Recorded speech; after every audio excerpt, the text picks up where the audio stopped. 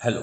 यह वीडियो जो है ज्योग्राफी यानी भूगोल के अंतर्गत महासागर पर है, ओशियनोग्राफी पर है।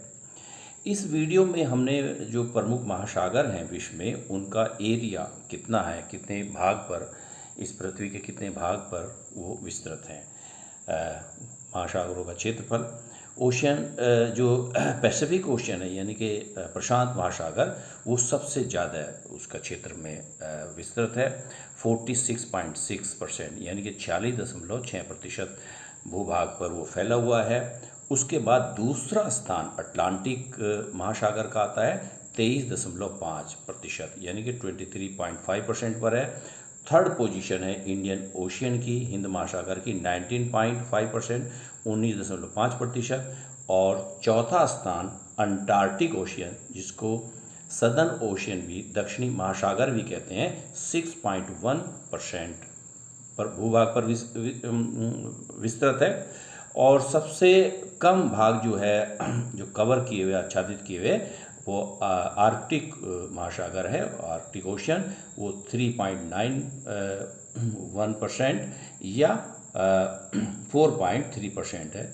तो अलग अलग बुक्स में थोड़ा बहुत डिफरेंस आ सकता है इनका, लेकिन रफली यही है। अच्छा, पैसिफिक ओशियन जो है वो सबसे बड़ा और सबसे गहरा है, लार्जेस्ट एंड डीपेस्ट है।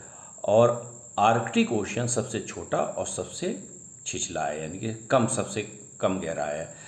Smallest as well as shallow मतलब छिछला, कम गहरा। ओशियन के इसमें हमने एरिया के साथ साथ उनकी गहराई भी जो है घटते हुए क्रम के असेंडिंग ऑर्डर में ली है। प्रशांत महासागर एवरेज है, इसकी जो है एवरेज डेप्थ है।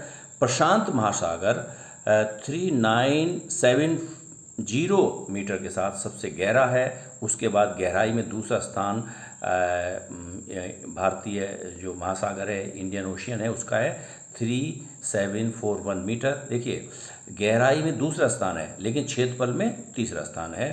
यहाँ पे हमने क्षेत्रफल है, यहाँ गहराई है।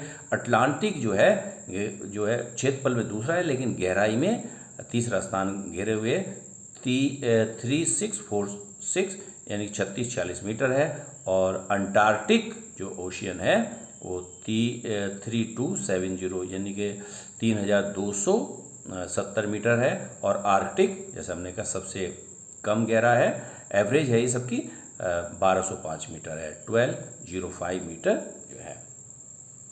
अच्छा, एक और थोड़ा सा देख लेते हैं, वैसे तो ये सभी लोगों को मालूम है, जनरल इन्फॉर्मेशन है। उत्तरी गोलार्ध जो है, नदर्न हेमिस्फीयर को हम जो है स्थल गोलार्ध कहते हैं, इसका मतलब ये है कि वहाँ पर स्थल का डोमिनेंस है, 60% है और 40% उत्तरी गोलार्ध में जल है।